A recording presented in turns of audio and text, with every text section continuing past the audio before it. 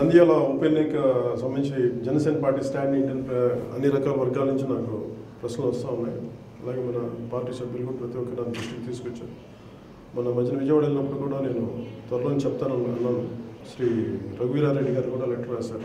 కాంగ్రెస్కి ముస్లిం అభ్యర్థికి మద్దతుగా ఇవ్వమని చెప్పి, అలాగే కాకినాడ కార్పొరేషన్ ఎన్నికలు కూడా రాసినట్టు నేను మనస్ఫూర్తిగా కృతజ్ఞతలు తెలుపుకుంటున్నాను. కానీ జనసేన ఇంకా మేము నిర్మాణ దశలోనే ఉన్నాం. ఇంకా అంటే మాకు ప్రజల్లోనూ అందరిలో మాకు మద్దతు ఉన్నప్పటికీ ఇది నంద్యాల కేవలం ఒక ఉప ఎన్నికే కాబట్టి దాన్ని సాధారణ ఎన్నికలు కాదు కాబట్టి మేము దానికి తటస్థంగా ఉండదలుచుకున్నాం. అది ఎందుకంటే ఇది మొన్నే చెప్పుండొచ్చు విజయవాడ దాంట్లోనే. కాకపోతే ఏంటంటే నేను గ్రౌండ్ లెవెల్లో ఫీడ్బ్యాక్ అంతా తీసుకొని రకరకాల వర్గాల నుంచి, అలాగే జనసేన కార్యకర్తల నుంచి, కర్నూలు వీళ్ళందరూ, రాయలసీమ కార్యకర్తలందరి దగ్గర నుంచి మేము ఒక ఫీడ్బ్యాక్ తీసుకొని మేము తటస్థంగా ఉండాలని చెప్పి మేము నిర్ణయించుకున్నాం.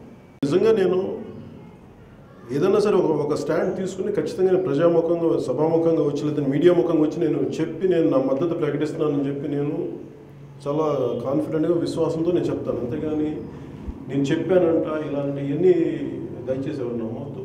ఒకవేళ నిజంగా నేను తటస్థ ఫస్ట్ ఆఫ్ ఆల్ వీటన్నిటికీ నేను 2019 ఎన్నికల వరకు మేము దూరంగా ఉండదలుచుకున్నాం, అన్ని రకాల ఉప ఎన్నికలకి. దానికి కారణం ఏంటంటే ముందు మాకు నిర్మాణ దశలో ఉన్నాం. మాకు క్షేత్రస్థాయిలో మా పార్టీ నిర్మాణం జరిగిన తర్వాతే సాధారణ ఎన్నికలకి వెళ్తాం 2019. అప్పుడు దాకా మేము ఇటువంటి ఉప ఎన్నికలు వీటన్నిటికీ దూరంగా ఉండదలుచుకున్నాం. అధికార పక్షం ప్రతిపక్షం మధ్య జరిగే పోటీ కనిపిస్తున్నాం. అందుకే మేము తటస్థంగా ఉండదలుచుకున్నాం.